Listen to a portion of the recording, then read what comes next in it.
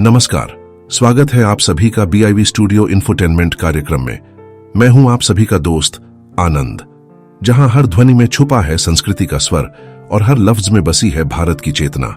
यहां हर प्रस्तुति यहां होती है कुछ नई, कुछ खास, एकदम दमदार। यहां कहानियां सिर्फ सुनाई नहीं जाती, महसूस की जाती है। यहां कविता सिर्फ कागज पर नहीं गूंजती, बल्कि दिलों में धड़कती है।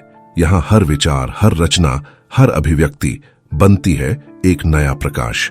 बाल मन की कल्पनाएं हो या जीवन की सच्चाइयां, प्रेम की कोमलता हो या सत्य की कठोरता, इतिहास से वर्तमान तक का पूरा सफर कलम के सौदागरों के साथ। और जानेंगे देश दुनिया के उन खास लेखकों की रचना को जिन्होंने बदल दी मनोरंजन की दुनिया की तस्वीर। तो चलिए खोलते हैं मनोरंजन का पिटारा और सुनते हैं कुछ खास। तो आइए साहित्य और मनोरंजन की इस अद्भुत यात्रा में हमारे साथ चलिए, सिर्फ और सिर्फ BIV studio infotainment YouTube channel पर।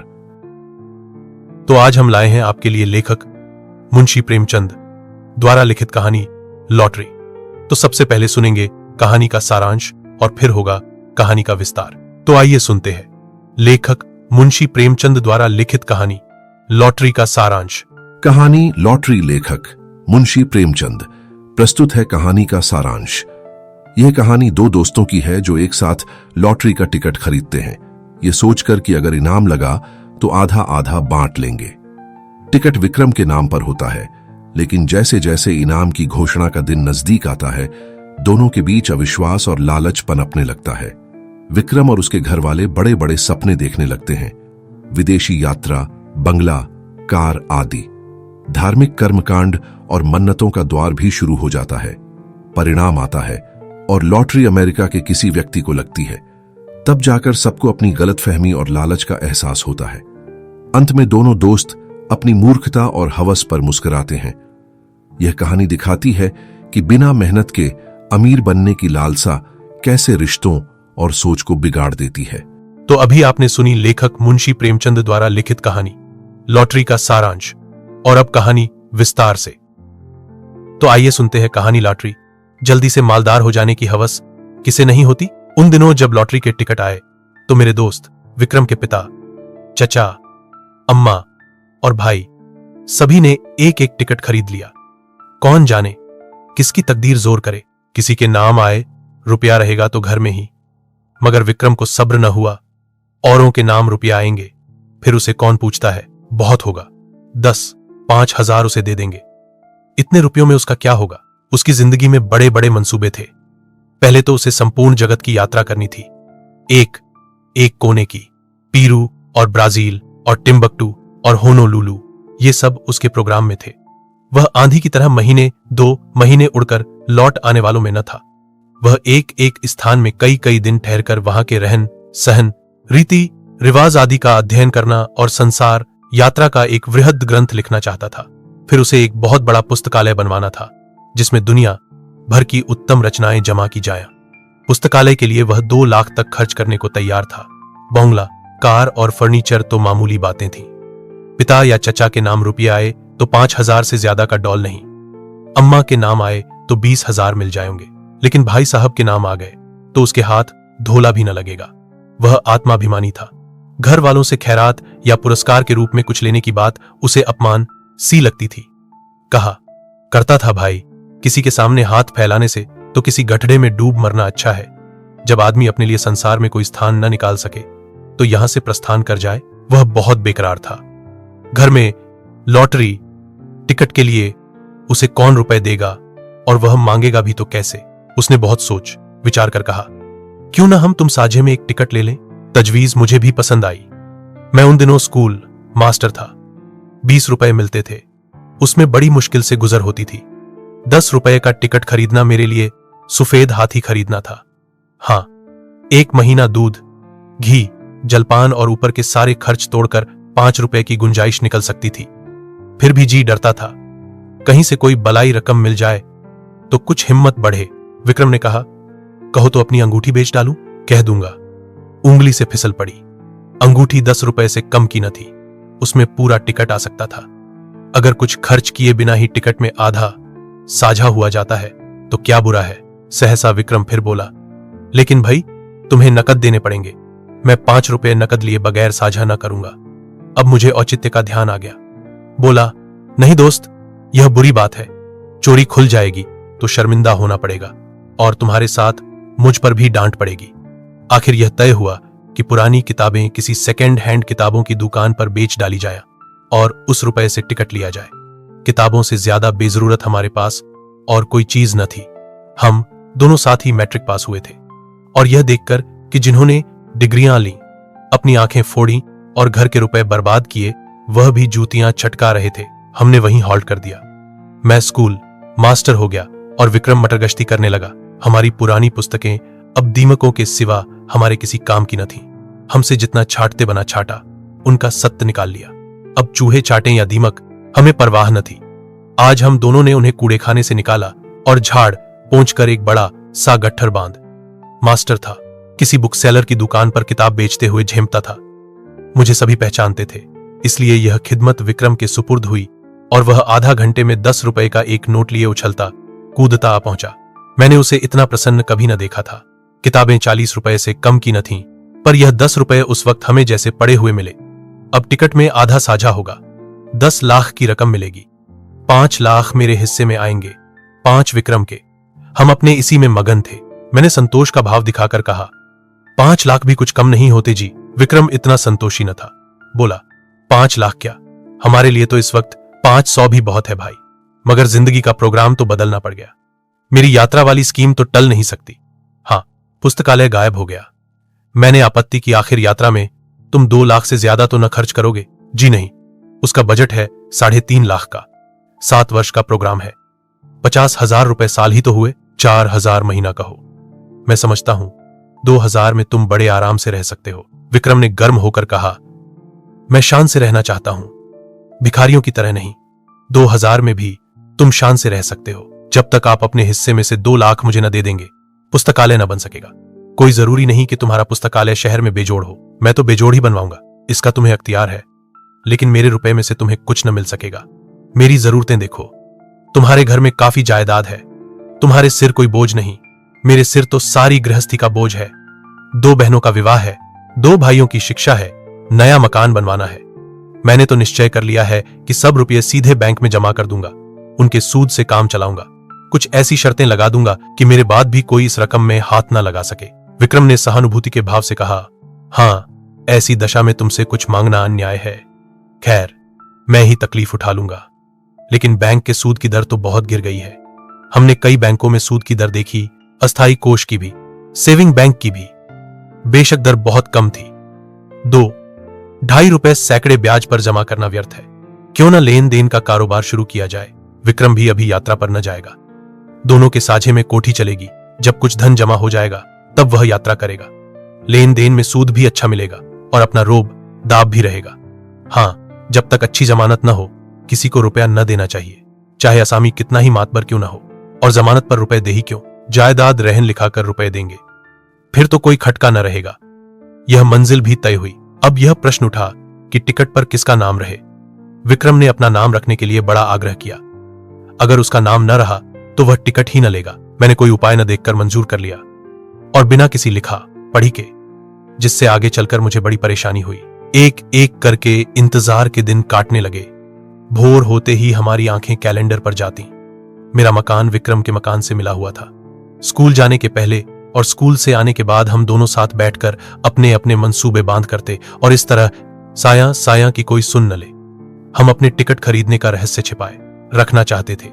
यह रहस्य जब सत्य का रूप धारण कर लेगा, उस वक्त लोगों को कितना विस्मय होगा।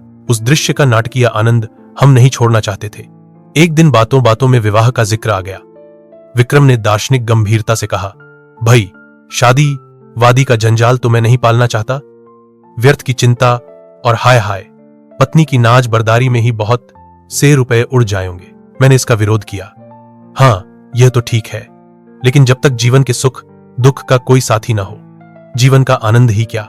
मैं तो विवाहित जीवन से इतना विरक्त नहीं हूं। हाँ, साथी ऐसा चाहता हूं जो अंत तक साथ रहे, और ऐसा साथी पत्नी के सिवा दूसरा नहीं हो सकता। विक्रम जरूरत से ज्यादा तुनुकमिजाजी से बोला, खैर, अपना अपना दृष्टिकोण है। आपको बीवी मुबारक और कुत्तों की तरह उसके पीछे पीछे चलना तथा बच्चों को संसार की सबसे बड़ी विभूति और ईश्वर की सबसे बड़ी दया समझना मुबारक। बंदा तो आजाद रहेगा, अपने मजे से चाहा और जब चाहा उड़ गए और जब चाहा घर आ गए। यह नहीं कि हर वक्त एक चौकीदार आपके सिर पर सवार हो। जरा सी देर हुई घर आने में और फौरन जवाब तलब हुआ कहां थे। अब तक आप कहीं बाहर निकले और फौरन सवाल हुआ कहां जाते हो। और जो कहीं दुर्भाग्य से पत्नीजी भी साथ हो गईं, तब तो डूब मरने के सिवा आपके लिए कोई मार्ग ही नहीं रह जाता। न भैया, मुझे आपसे जरा भी सहानुभूति नहीं। बच्चे को जरा सा जुकाम हुआ और आप बेतहाशा दौड़े चले जा रहे हैं होम्योपैथिक डॉक्टर के पास। जरा उम्र खिसकी और लौंडे मनाने लगे कि कब आप प्रस्थान करें और वह गुलछर्रे उड़ाएं। मौका मिला तो आपको जहर खिला दिया और मशहूर किया कि आपको कालरा हो गया था। मैं इस जंजाल में नहीं पड़ता। कुंती आ गई। वह विक्रम की छोटी बहन थी, कोई 11 साल की। छठे में पढ़ती थी और बराबर फेल होती थी। बड़ी चिबिल्ली, बड़ी शोक। इतने धमाके से द्वार खोला कि हम दोनों चौंक कर उठ खड़े हुए। विक्रम ने बिगड़कर कहा, तू बड़ी शैतान है कुंती, किसने तुझे बुलाया यहां? कुंती ने खुफिया पुलिस की तरह कमरे में नजर दौड़ाकर कहा, तुम लोग हरदम यहां किवाड़ बंद किए बैठे क्या बातें किया करते हो? जब देखो यहीं बैठे हो, न कहीं घूमने जाते हो न तमाशा देखने। कोई जादू मंत्र जगाते होंगे। विक्रम ने उसकी गर्दन पकड़कर हिलाते हुए कहा, हां, एक मंत्र जगा रहे हैं जिसमें तुझे ऐसा दूल्हा मिले जो रोज गिनकर 5000 हंटर जमाए सड़ासड़। कुंती उसकी पीठ पर बैठकर बोली, मैं ऐसे दूल्हे से ब्याह करूंगी जो मेरे सामने खड़ा पूंछ हिलाता रहेगा। मैं मिठाई के दोने फेंक दूंगी और वह चाटेगा। जरा भी ची चपड़ करेगा तो कान गर्म कर दूंगी। अम्मा को लॉटरी के रुपए मिलेंगे तो 50,000 मुझे दे दें, बस चैन करूंगी। मैं दोनों वक्त ठाकुर जी से अम्मा के लिए प्रार्थना करती हूं। अम्मा कहती हैं, कुंवारी लड़कियों की दुआ कभी निष्फल नहीं होती। मेरा मन तो कहता है अम्मा को जरूर रुपए मिलेंगे। मुझे याद आया, एक बार मैं अपने ननिहाल देहात में गया था तो सूखा पड़ा हुआ था। भादों का महीना आ गया था, मगर पानी की बूंद नहीं। सब लोगों ने चंदा करके गांव की सब कुंवारी लड़कियों की दावत की थी और उसके तीसरे ही दिन मूसलाधार वर्षा हुई थी। अवश्य ही कुंवारियों की दुआ में असर होता है। मैंने विक्रम को अर्थपूर्ण आंखों से देखा। विक्रम ने मुझे। आंखों ही में हमने सलाह कर ली और निश्चय भी कर लिया। विक्रम ने कुंती से कहा, अच्छा, तुझसे एक बात कहें, किसी से कहोगी तो नहीं? नहीं, तू तो बड़ी अच्छी लड़की है, किसी से न कहेगी। मैं अब की तुझे खूब पढ़ाऊंगा और पास करा दूंगा। बात यह है कि हम दोनों ने भी लॉटरी का टिकट लिया है। हम लोगों के लिए भी ईश्वर से प्रार्थना किया कर। अगर हमें रुपये मिले तो तेरे लिए अच्छे अच्छे गहने बनवा देंगे। सच। कुंती को विश्वास न आया। हमने कस्में खाई। वह नखरे करने लगी। जब हमने उसे सिर से पांव तक सोने और हीरे से मढ़ देने की प्रतिज्ञा की, तब वह हमारे लिए दुआ करने पर राजी हुई। लेकिन उसके पेट में मनो मिठाई पच सकती थी। वह जरा सी बात न पची, सीधे अंदर भागी और एक क्षण में सारे घर में वह खबर फैल गई। अब जिसे देखिए विक्रम को डांट रहा है। अम्मा भी, चचा भी, पिता भी केवल विक्रम की शुभ कामना से या और किसी भाव से, कौन जाने बैठे बैठे तुम्हें हिमाकत ही सूझती है। रुपए लेकर पानी में फेंक दिए। घर में इतने आदमियों ने तो टिकट लिया ही था, तुम्हें लेने की क्या जरूरत थी? क्या तुम्हें उसमें से कुछ न मिलते? और तुम भी मास्टर साहब बिल्कुल घोंघा हो। लड़के को अच्छी बातें क्या सिखाओगे, उसे और चौपट किए डालते हो। विक्रम तो लाडला बेटा था, उसे और क्या कहते। कहीं रूठकर 1-2 जून खाना न खाए तो आफत ही आ जाए। मुझ पर सारा गुस्सा उतरा। इसकी सोहबत में लड़का बिगड़ा जाता है। पर उपदेश कुशल बहुतेरे वाली कहावत मेरी आंखों के सामने थी। मुझे अपने बचपन की एक घटना याद आई। होली का दिन था।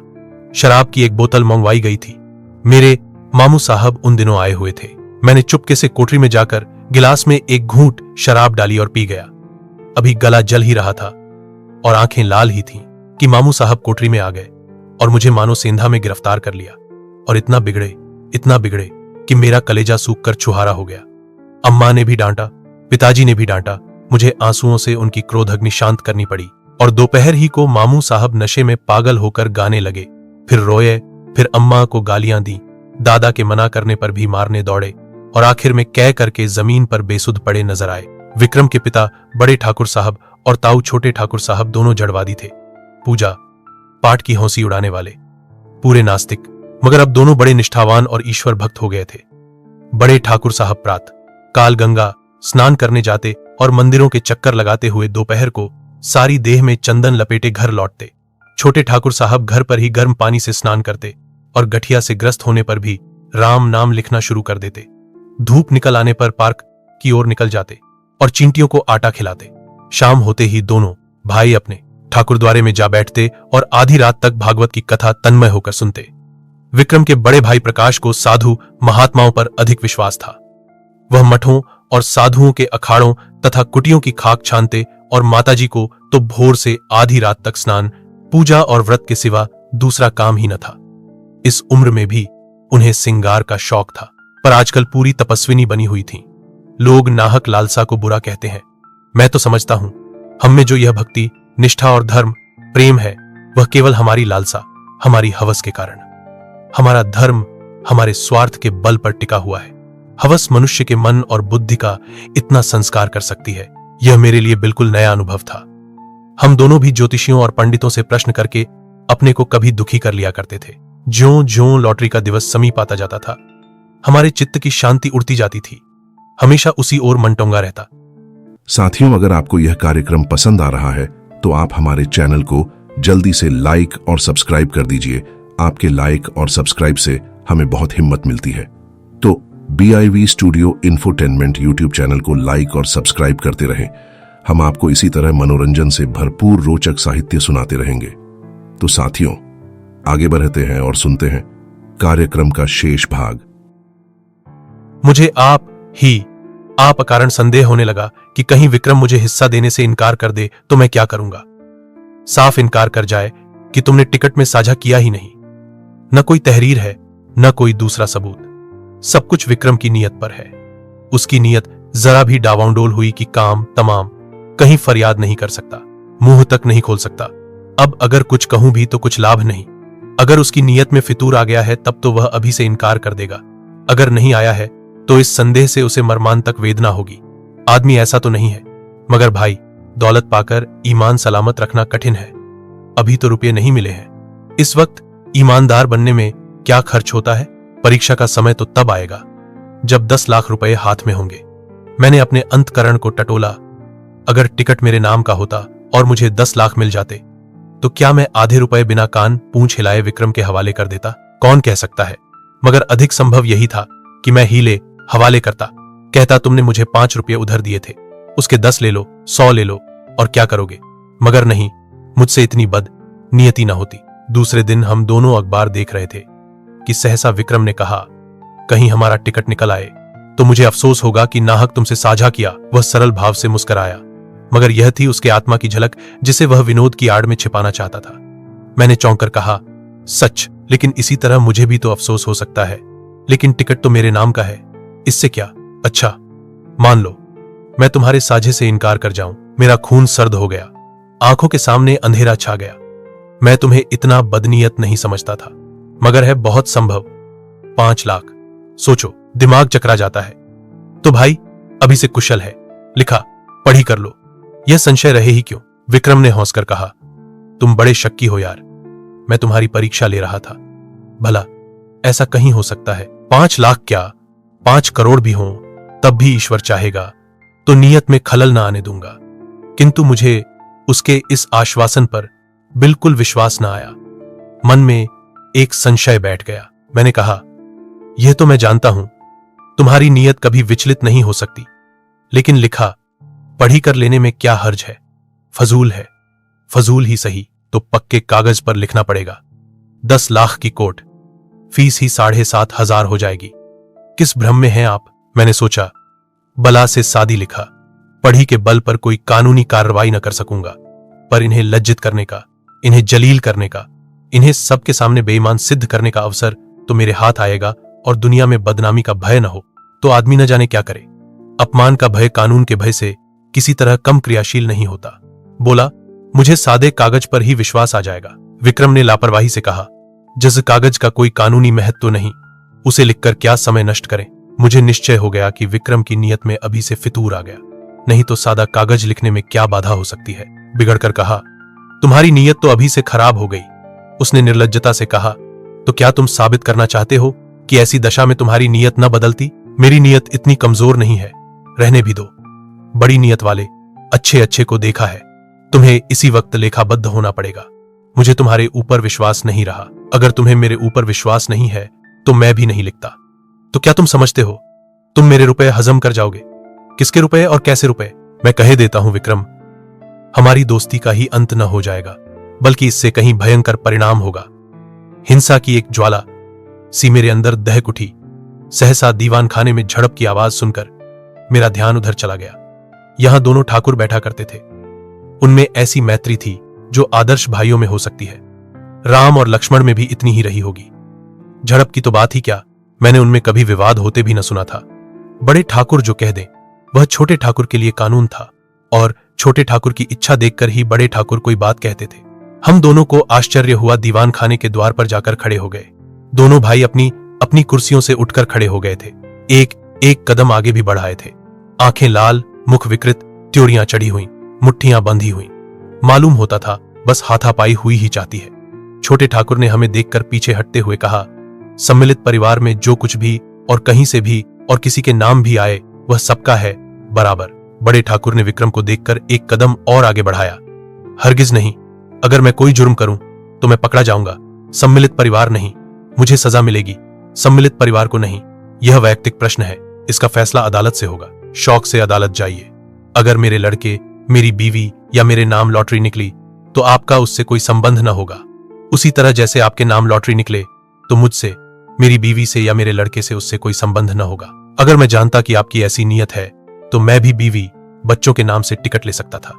यह आपकी गलती है, इसीलिए कि मुझे विश्वास था आप भाई हैं। यह जुआ है, आपको समझ लेना चाहिए था। जुए की हार जीत का खानदान पर कोई असर नहीं पड़ सकता। अगर आप कल को 10-5 हजार रेस में हार आए तो खानदान उसका जिम्मेदार न होगा, मगर भाई का हक दबाकर आप सुखी नहीं रह सकते। आप न ब्रह्मा है, न ईश्वर और न कोई महात्मा। विक्रम की माता ने सुना कि दोनों भाइयों में ठनी हुई है और मल्लयुद्ध हुआ चाहता है, तो दौड़ी हुई बाहर आई और दोनों को समझाने लगी। छोटे ठाकुर ने बिगड़ कर कहा, आप मुझे क्या समझती हैं? उन्हें समझाइए जो 4-4 टिकट लिए हुए बैठे हैं। मेरे पास क्या है, एक टिकट, उसका क्या भरोसा।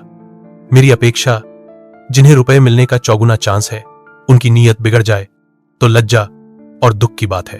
ठकुराइन ने देवर को दिलासा देते हुए कहा, अच्छा, मेरे रुपए में से आधे तुम्हारे, अब तो खुश हो। बड़े ठाकुर ने बीवी की जबान पकड़ी, क्यों आधे ले लेंगे, मैं एक धोला भी न दूंगा। हम मुरौवत और सहृदयता से काम लें, फिर भी उन्हें 5वें हिस्से से ज्यादा किसी तरह न मिलेगा। आधे का दावा किस नियम से हो सकता है, न बौद्धिक, न धार्मिक, न नैतिक। छोटे ठाकुर ने खिसियाकर कहा, सारी दुनिया का कानून आप ही तो जानते हैं, जानते ही हैं। 30 साल तक वकालत नहीं की है। यह वकालत निकल जाएगी जब सामने कलकत्ते का बैरिस्टर खड़ा कर दूंगा। बैरिस्टर की ऐसी तैसी, चाहे वह कलकत्ते का हो या लंदन का, मैं आधा लूंगा, उसी तरह जैसे घर की जायदाद में मेरा आधा है। इतने में विक्रम के बड़े भाई साहब सिर और हाथ में पट्टी बांधे, लगड़ाते हुए, कपड़ों पर ताजा खून के दाग लगाए, प्रसन्न मुख आकर एक आराम कुर्सी पर गिर पड़े। बड़े ठाकुर ने घबरा कर पूछा, यह तुम्हारी क्या हालत है जी? यह चोट कैसे लगी? किसी से मार पीट तो नहीं हो गई? प्रकाश ने कुर्सी पर लेटकर एक बार कराहा, फिर मुस्कुराकर बोले, जही, कोई बात नहीं, ऐसी कुछ बहुत चोट नहीं लगी। कैसे कहते हो कि चोट नहीं लगी? सारा हाथ और सिर सूज गया है, कपड़े खून से तर। यह मामला क्या है? कोई मोटर दुर्घटना तो नहीं हो गई? बहुत मामूली चोट है साहब, 2-4 दिन में अच्छी हो जाएगी, घबराने की कोई बात नहीं। प्रकाश के मुख पर आशापूर्ण शांत मुस्कान थी। क्रोध, लज्जा या प्रतिशोध की भावना का नाम भी न था। बड़े ठाकुर ने और व्यग्र होकर पूछा, लेकिन हुआ क्या? यह क्यों नहीं बतलाते? किसी से मार पीट हुई हो तो थाने में रपट करवा दूं। प्रकाश ने हल्के मन से कहा, मार पीट किसी से नहीं हुई साहब। बात यह है कि मैं जरा झक्कड़ बाबा के पास चला गया था। आप तो जानते हैं, वह आदमियों की सूरत से भागते हैं और पत्थर लेकर मारने दौड़ते हैं। जो डरकर भागा वह गया, जो पत्थर की चोटें खाकर भी उनके पीछे लगा रहा वह पारस हो गया। वह यही परीक्षा लेते हैं। आज मैं वहां पहुंचा तो कोई 50 आदमी जमा थे। कोई मिठाई लिए, कोई बहुमूल्य भेंट लिए, कोई कपड़ों के थान लिए। झक्कड़ बाबा ध्यानावस्था में बैठे हुए थे। एकाएक उन्होंने आंखें खोली और यह जन समूह देखा तो कई पत्थर चुनकर उनके पीछे दौड़े। फिर क्या था, भगदड़ मच गई। लोग गिरते पड़ते भागे, हुर्र हो गए। एक भी न टिका। अकेला मैं घंटे घर की तरह वहीं डटा रहा। बस उन्होंने पत्थर चला ही तो दिया। पहला निशाना सिर में लगा। उनका निशाना अचूक पड़ता है। खोपड़ी भन्ना गई, खून की धारा बह चली, लेकिन मैं हिला नहीं। फिर बाबाजी ने दूसरा पत्थर फेंका, वह हाथ में लगा। मैं गिर पड़ा और बेहोश हो गया। जब होश आया तो वहां सन्नाटा था। बाबाजी भी गायब हो गए थे। अंतर्धान हो जाया करते हैं। किससे पुकारूं, किससे सवारी लाने को कहूं? मारे दर्द के हाथ फटा पड़ता था और सिर से अभी तक खून जारी था। किसी तरह उठा और सीधा डॉक्टर के पास गया। उन्होंने देखकर कहा, हड्डी टूट गई है और पट्टी बांध दी। गर्म पानी से सेंकने को कहा है, शाम को फिर आएंगे, मगर चोट लगी तो लगी। अब लॉटरी मेरे नाम आई धरी है, यह निश्चय है। ऐसा कभी हुआ ही नहीं कि झक्कड़ बाबा की मार खाकर कोई नामुराद रह गया हो। मैं तो सबसे पहले बाबा की कुटी बनवा दूंगा। बड़े ठाकुर साहब के मुख पर संतोष की झलक दिखाई दी। फौरन पलंग बिछ गया। प्रकाश उस पर लेटे। ठकुराइन पंखा झलने लगी। उनका भी मुख प्रसन्न था। इतनी चोट खाकर 10 लाख पा जाना कोई बुरा सौदा न था। छोटे ठाकुर साहब के पेट में चूहे दौड़ रहे थे। ज्यों ही बड़े ठाकुर भोजन करने गए और ठकुराइन भी प्रकाश के लिए भोजन का प्रबंध करने गई, त्यों ही छोटे ठाकुर ने प्रकाश से पूछा, क्या बहुत जोर से पत्थर मारते हैं? जोर से तो क्या मारते होंगे? प्रकाश ने उनका आशय समझकर कहा, अरे साहब, पत्थर नहीं मारते, बमगोले मारते हैं। देव सातोडील डॉल है और बलवान इतने हैं कि एक घूंसे में शेरों का काम तमाम कर देते हैं। कोई ऐसा वैसा आदमी हो तो एक ही पत्थर में टैं हो जाए। कितने ही तो मर गए, मगर आज तक झक्कड़ बाबा पर मुकदमा नहीं चला।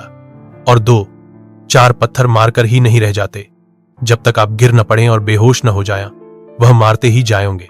मगर रहस्य यही है कि आप जितनी ज्यादा चोटें खाएंगे उतने ही अपने उद्देश्य के निकट पहुंचेंगे। प्रकाश ने ऐसा रोए खड़े कर देने वाला चित्र खींचा कि छोटे ठाकुर साहब थर्रा उठे। पत्थर खाने की हिम्मत न पड़ी।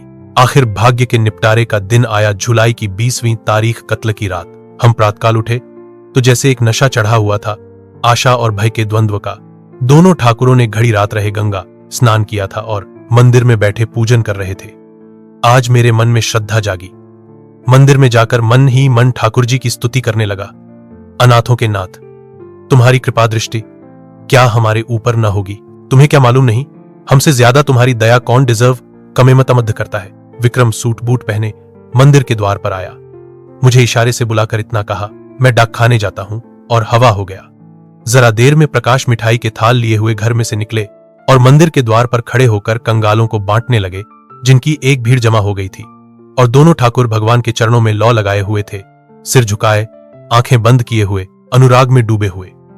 बड़े ठाकुर ने सिर उठाकर पुजारी की ओर देखा और बोले, भगवान तो बड़े भक्त वत्सल हैं, क्यों पुजारी जी? पुजारी जी ने समर्थन किया, हां सरकार, भक्तों की रक्षा के लिए तो भगवान क्षीर सागर से दौड़े और गज को ग्राह के मुंह से बचाया। एक क्षण के बाद छोटे ठाकुर साहब ने सिर उठाया और पुजारी जी से बोले, क्यों? पुजारी जी, भगवान तो सर्वशक्तिमान है, अंतर्यामी, सबके दिल का हाल जानते हैं। पुजारी ने समर्थन किया, हां सरकार, अंतर्यामी न होते तो सबके मन की बात कैसे जान जाते। शबरी का प्रेम देखकर स्वयं उसकी मनोकामना पूरी की। पूजन समाप्त हुआ। आरती हुई। दोनों भाइयों ने आज ऊंचे स्वर से आरती गाई और बड़े ठाकुर ने 2 रुपए थाल में डाले, छोटे ठाकुर ने 4 रुपए डाले। बड़े ठाकुर ने एक बार कोप दृष्टि से देखा और मुंह फेर लिया। सहसा बड़े ठाकुर ने पुजारी से पूछा, तुम्हारा मन क्या कहता है पुजारी जी? पुजारी बोला, सरकार की फतेह है। छोटे ठाकुर ने पूछा, और मेरी? पुजारी ने उसी मुस्तैदी से कहा, आपकी भी फतेह है। बड़े ठाकुर श्रद्धा से डूबे भजन गाते हुए मंदिर से निकले। प्रभु जी, मैं तो आयो शरण तिहारे। हां प्रभु जी। 1 मिनट में छोटे ठाकुर साहब भी मंदिर से गाते हुए निकले। अब पत राखो मोरे दया निधन तोरी गति लखी ना पड़े। मैं भी पीछे निकला और जाकर मिठाई बांटने में प्रकाश बाबू की मदद करना चाहा। उन्होंने थाल हटाकर कहा, आप रहने दीजिए, मैं अभी बांटे डालता हूं। अब रही कितनी गई है। मैं खिसियाकर डाकखाने की तरफ चला कि विक्रम मुस्कुराता हुआ साइकिल पर आ पहुंचा। उसे देखते ही सभी जैसे पागल हो गए। दोनों ठाकुर सामने ही खड़े थे, दोनों बाज की तरह झपटे। प्रकाश के थाल में थोड़ी सी मिठाई बच रही थी। उसने थाल जमीन पर पटका और दौड़ा, और मैंने तो उस उन्माद में विक्रम को गोद में उठा लिया, मगर कोई उससे कुछ पूछता नहीं। सभी जय जयकार की हांक लगा रहे हैं। बड़े ठाकुर ने आकाश की ओर देखा, बोलो राजा रामचंद्र की जय। छोटे ठाकुर ने छलांग मारी, बोलो हनुमान जी की जय। प्रकाश तालियां बजाता हुआ चीखा, दुहाई झक्कड़ बाबा की। विक्रम ने और जोर से कह कहा, मारा और फिर अलग खड़ा होकर बोला, जिसका नाम आया है उससे 1 लाख लूंगा। बोलो है मंजूर। बड़े ठाकुर ने उसका हाथ पकड़ा, पहले बता तो। ना, यो नहीं बताता। छोटे ठाकुर बिगड़े, महज बताने के लिए 1 लाख, शाबाश। प्रकाश ने भी त्योरी चढ़ाई, क्या डाकखाना हमने देखा नहीं है? अच्छा, तो अपना नाम सुनने के लिए तैयार हो जाओ। सभी लोग फौजी अटेंशन की दशा में निश्चल खड़े हो गए। होश हवाश ठीक रखना। सभी पूर्ण सचेत हो गए। अच्छा, तो सुनिए कान खोलकर, इस शहर का सफाया है। इस शहर का ही नहीं, संपूर्ण भारत का सफाया है। अमेरिका के एक हबशी का नाम आ गया। बड़े ठाकुर झल्लाए, झूठ झूठ, बिल्कुल झूठ। छोटे ठाकुर ने पैंतरा बदला कभी नहीं। 3 महीने की तपस्या यूं ही रही। वाह, प्रकाश ने छाती ठोंक कर कहा। यहां सिर मुड़वाए और हाथ तोड़वाए बैठे हैं, दिल लगी है इतने में। और 50 आदमी उधर से रोनी सूरत लिए निकले। ये बेचारे भी डाकखाने से अपनी किस्मत को रोते चले आ रहे थे। मार ले गया अमेरिका का हबशी, अभागा, पिशाच, दुष्ट। अब कैसे किसी को विश्वास ना आता। बड़े ठाकुर झल्लाए हुए मंदिर में गए और पुजारी को डिसमिस कर दिया। इसीलिए तुम्हें इतने दिनों से पाल रखा है। हराम का माल खाते हो और चैन करते हो। छोटे ठाकुर साहब की तो जैसे कमर टूट गई। 2-3 बार सिर पीटा और वहीं बैठ गए। मगर प्रकाश के क्रोध का पारावार न था। उसने अपना मोटा सोटा लिया और झक्कड़ बाबा की मरम्मत करने चला। माताजी ने केवल इतना कहा, सभी ने बेईमानी की है, मैं कभी मानने की नहीं। हमारे देवता क्या करें, किसी के हाथ से थोड़े ही छीन लाएंगे। रात को किसी ने खाना नहीं खाया। मैं भी उदास बैठा हुआ था कि विक्रम आकर बोला, चलो होटल से कुछ खा आए, घर में तो चूल्हा नहीं जला। मैंने पूछा, तुम डाकखाने से आए तो बहुत प्रसन्न क्यों थे? उसने कहा, जब मैंने डाकखाने के सामने हजारों की भीड़ देखी तो मुझे अपने लोगों के गधेपन पर हंसी आई। एक शहर में जब इतने आदमी हैं तो सारे हिंदुस्तान में इसके 1000 गुने से कम न होंगे और दुनिया में तो लाख गुने से भी ज्यादा हो जाएंगे। मैंने आशा का जो एक पर्वत सा खड़ा कर रखा था, वह जैसे एक बारगी इतना छोटा हुआ कि राई बन गया और मुझे हंसी आई।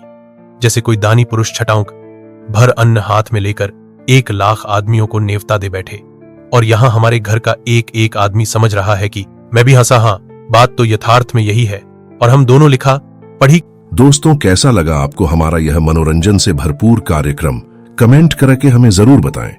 और हां, अगर कोई खास कविता, कहानी, जीवन परिचय, उपन्यास आदि आपको सुनना है तो हमें कमेंट करके बताएं। हम आप तक पहुंचाएंगे आपकी पसंद का मनोरंजन से भरपूर कार्यक्रम, सिर्फ और सिर्फ BIV studio infotainment YouTube channel पर। आप सबके सहयोग के लिए बहुत बहुत आभार। नमस्कार।